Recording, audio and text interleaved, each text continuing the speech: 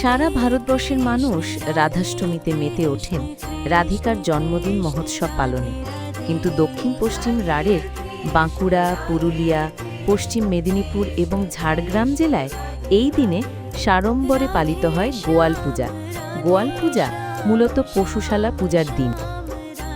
রাধারানী ভাদ্রপদ মাসের উজ্জ্বল পাক্ষিকের অর্থাৎ শুক্লপক্ষের অষ্টমী তিথিতে অনুরাধা নক্ষত্র দুপুর 12টায় বারসানা, উত্তরপ্রদেশ, ভারতে জন্মগ্রহণ করেছিলেন।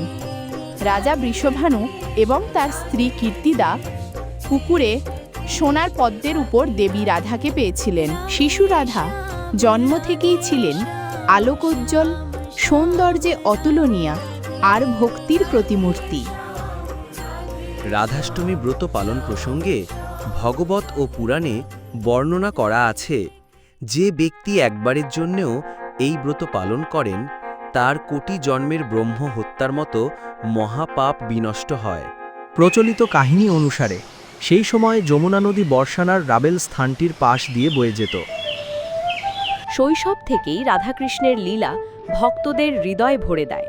ভক্তরা বিশ্বাস করেন রাধার ভক্তি ছাড়া কৃষ্ণকে পাওয়া যায় না, কারণ রাধাই হলেন নিখাদ প্রেমের প্রতীক, কৃষ্ণ ভক্তির সর্বোচ্চ রূপ।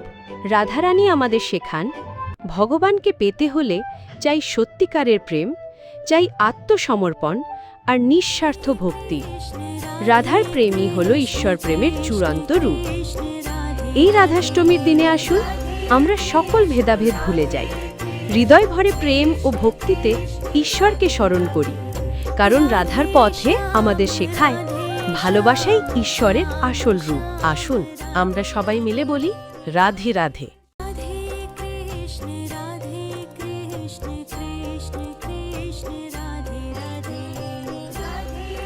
যদি ভিডিওটি আপনাদের ভালো লেগে থাকে তবে সাবস্ক্রাইব করে লাইক ও শেয়ার করুন।